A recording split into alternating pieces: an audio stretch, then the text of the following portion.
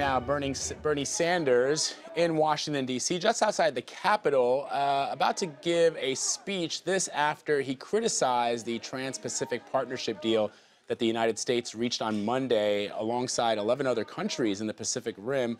He called that trade agreement disastrous. He's just signing some autographs and talking to some of the supporters out there, and he's going to take the stand. Let's listen in.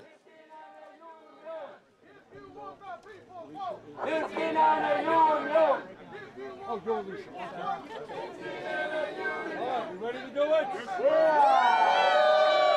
Sanders, amigo, el pueblo está contigo. Sanders, amigo, el pueblo está contigo. Sanders, amigo, el pueblo está contigo. Sanders, amigo, el pueblo está contigo. Well, thank you.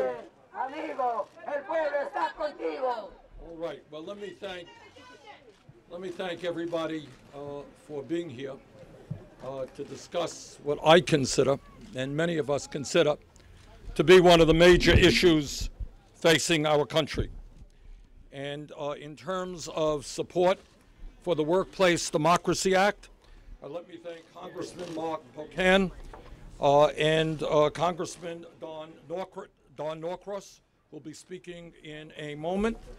And I'm also very proud to announce that this legislation is being co-sponsored by Senators Patty Murray, Sherrod Brown, Elizabeth Warren, Patrick Leahy, Kirsten Gillibrand, Debbie Stabenow, Mazie Hirono, and Martin Heinrich. So I think we're off to a good start in getting the kind of support that we need in the Senate. And in a moment, I am going to be introducing the workers who will be talking about why we need the Workplace Democracy Act. And obviously, we want to thank Chris Shelton, the president of the CWA, for being with us as well.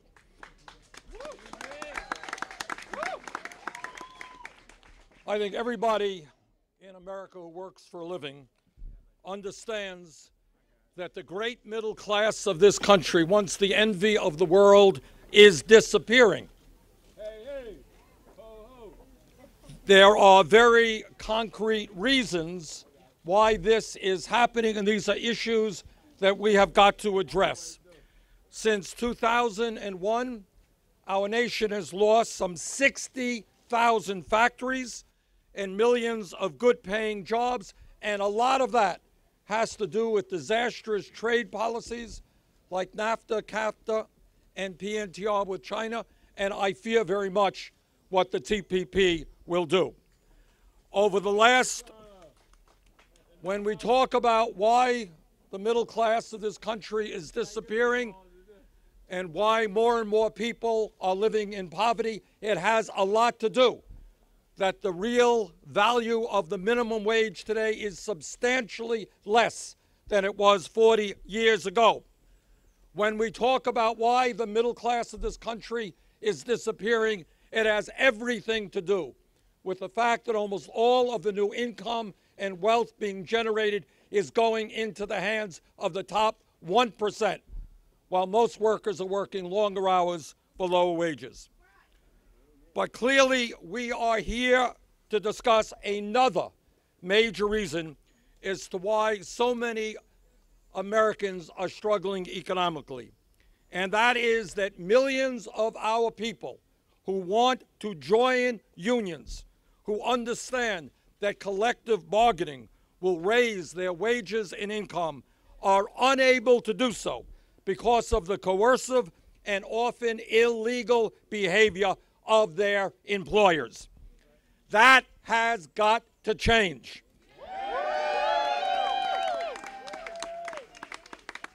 If workers in this country want to exercise their constitutional right to join a union, they must be allowed to do that. And that is why today we are introducing the Workplace Democracy Act. We are here today, all of us, to send a very loud and clear message to corporate America and employers all over this country. We will no longer tolerate CEOs who fire workers for exercising their constitutional right to form a union.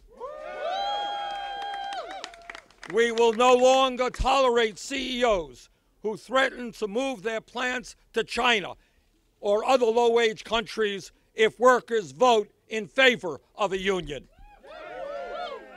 We will no longer tolerate CEOs and managers who intimidate or threaten pro-union workers.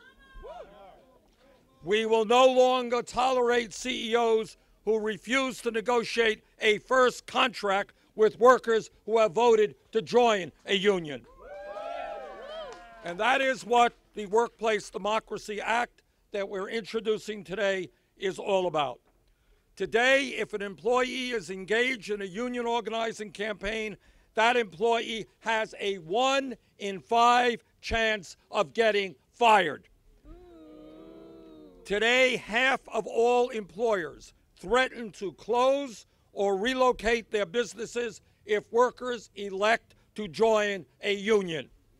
Today, when workers become interested in forming a union, they will almost always be forced to attend closed-door meetings to hear anti-union propaganda, and their supervisors will almost always be forced to attend training sessions on how to attack unions.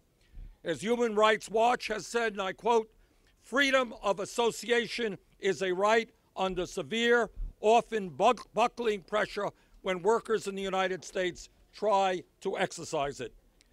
This is unacceptable, and together we are going to change that. And we know the reasons why.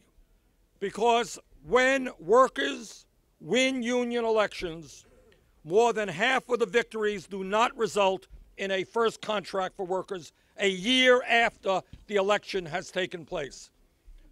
We understand that this is not acceptable. We understand that when unions grow, the middle class grows. And when the middle class grows, America does well. Senator Bernie Sanders on Capitol Hill proposing workers' rights legislations supported there by many, many people who are members of unions. This after the senator also made some comments about the Trans-Pacific Partnership that was agreed upon on Monday, calling it disastrous. We're going to continue to monitor the senator's comments, and if he says anything of note with regards to that or to this new legislation he's proposing for workers, we're going to bring it to you right here on CBSN. For now, a quick break. Back in 90 seconds.